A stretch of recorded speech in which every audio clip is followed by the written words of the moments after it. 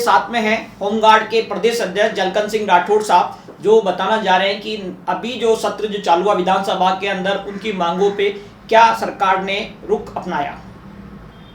अभी वर्तमान में जो विधानसभा सत्र चल रहा है, जैसा कि हमने सरकार को ज्ञापन प्रेषित किए हैं, उस हिसाब से हमारी मांगों पर विचार विमर्श ही किया जा रहा है। लेकिन अभी तक ये स्पष्ट नहीं हुआ है कि सरकार हमें इस विधानसभा में क्या देने जा रही है।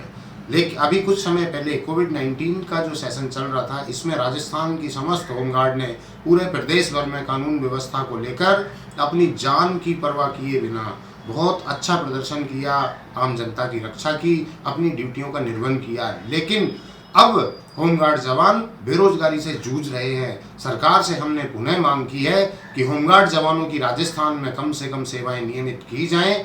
जैसे कि राजस्थान में संविदा कर्मियों को बड़ी तादाद में संविदा कर्मियों को नियमित करने की सरकार योजना बना रही है, तो जैसा कि पूर्ववर्ती सरकार में हमारे आंदोलनों में सरकार के तमाम प्रतिनिधियों ने आकर हमें आश्वासन दिए थे, सरकार अपने वादों को याद कर इस विधानसभा में हमें भी संविदा कर्मियों के समकक्ष मानते हुए हमें राजस्थान के समस्त होमगार्ड जवानों को नियमितीकरण किया जाए। जैसा कि अभी हमारे साथ एक विश्वासघात हुआ है, जिसको हम सरकार को जिम्मेदार नहीं, हम विभाग को जिम्मेदार ठहरा सकते हैं कि हमने काफ़ी लंबे समय से धरने, प्रदर्शन, ज्ञापन तमाम माध्यमों से सरकार के पास में हमारी मांग को पहुंचाया कि हमें जो 1962-63 के जो अंग्रेजों के काल में जो नियम बनाए गए थे, उस समय की परिस्थितियों को देखते हुए बनाए गए थे। आज की जो परिस्थितियां हैं, जिसमें पेट्रोल 100 रुपये लीटर होने जा रहा है और होमगार्ड जवान का जो वेतन है 3 महीने 4 महीने रोजगार मिलने पर वो साल भर अपना गुजारा कैसे करेगा,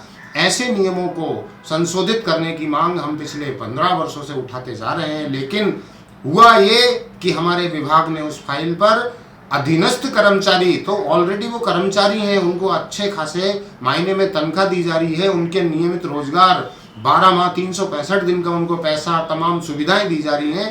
पहले उनके नियम बदलने की तैयारी सरकार ने कर ली है। ऐसी स्थिति में हम मांग करते हैं कि सरकार प्राथमिकता उनको दे जिनको जरूरत है।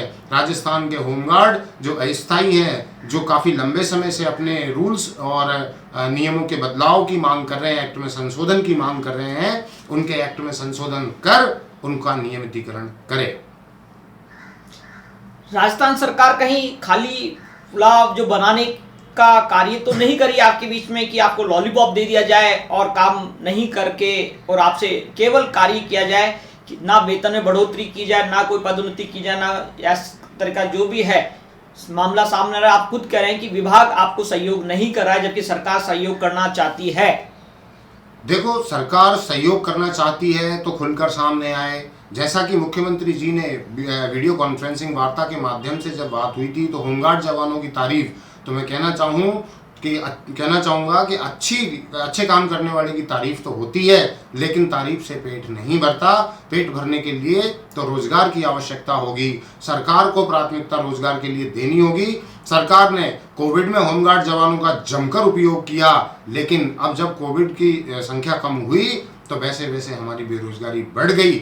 हम कभी ये नहीं चाहेंगे कि ऐसी महामारी प्रदेश में आए। उसको रोकने के प्रयास में हमने कई जगह निःशुल्क सेवाएं भी दिलाई हैं, लेकिन क्या महामारी या क्या इमरजेंसी के वक्त ही होमगार्ड काम आएगी?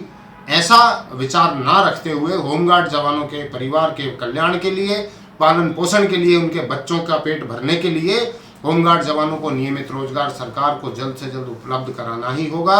क्योंकि सरकार ने पूर्ववर्ती सरकार में जब सत्ता में आने से पूर्व तमाम नेताओं ने हमसे वादे किए हैं कि हम सत्ता में आने के पश्चात आपका नियमितीकरण करेंगे, आपको वो तमाम सुविधाएं देंगे जो पुलिस को दी जाती हैं, पुलिस के सहयोग में आपको लगाने का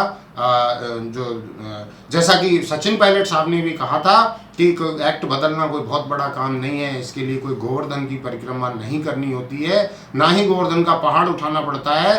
पर अब हमें ऐसा लग रहा है कि हमें गोवर्धन की परिक्रमा भी करनी होगी और हमें पहाड़ भी उठाना पड़ेगा।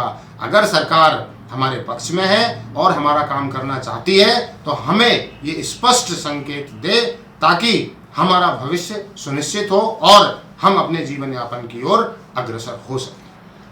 वर्तमान में विधानसभा सत्र में यदि आपकी मांगे नहीं मानी जाती है, कोई नहीं किया जाता, तो आपका राजस्थान होमगार्ड राजस्थान के अंदर क्या नया पहल करने वाला है?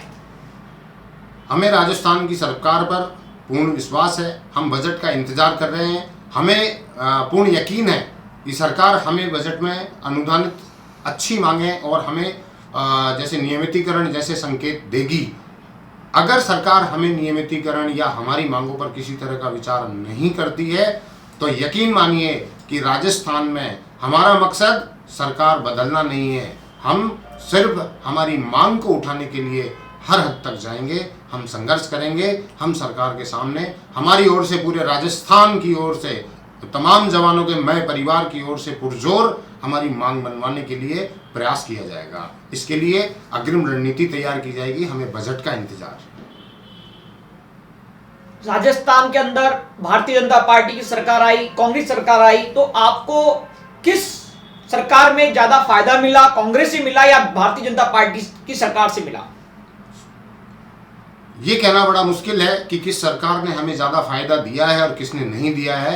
ज़्यादा कम होमगार्ड अभी जैसी 1962 में थी उस वैसी अभी है। आज मानदेय बढ़ा दिया गया तो इसको फायदा नहीं कहा जा सकता। फायदा वो होता कि मानदेय भले ही कम हो लेकिन रोजगार पूरा होता। एक साल में 3 महीने अगर रोजगार मिलता है तो बाकी के जो 9 महीने हैं उसमें भरण पोषण कैसे हो? ऐसा कौन सा व्यक्ति इस सृष्टि पर है जो 3 महीने कमाएगा 9 महीने खाएगा? ये संभव नहीं है। 9 महीने कमाता और 3 महीने खाता तो समझ में आता, लेकिन ये ऐसी व्यवस्थाएं सरकारों ने हमारे लिए तैयार की हैं। मैं कहना चाहूँगा कि सरकार अच्छी होती हैं, सभी सरकारें कोई बुरी नहीं होती हैं, लेकिन अब तक होमगार्ड की परिस्थिति में बदलाव करने के लिए किसी ने बड़ा विचार नहीं किया है। जब दबाव बनता है तो समझौता कर लिया जाता है। बाकी सरकार ने होमगार्ड जवानों को अभी तक ऐसा कोई बड़ा फायदा नहीं दिया है। राजस्थान होमगार्ड के संघ के जो भी कर्मचारी हैं, माननीय मुख्यमंत्री अशोक गहलोत के कार्यों से खुश है या नहीं है? गहलोत साहब राजस्थान की जनता के लिए जो काम कर रहे हैं उसमें निसंदेह हमें कोई आपत्ति नहीं है, हमें कोई उससे सरोकार नहीं है। लेकिन अगर हम हमारे पर्टिकुलर विभाग की बात करें तो सरकार ने अभी तक तारीफ के अलावा हमारे लिए ऐसा कोई बड़ा संकेत नहीं दिया है।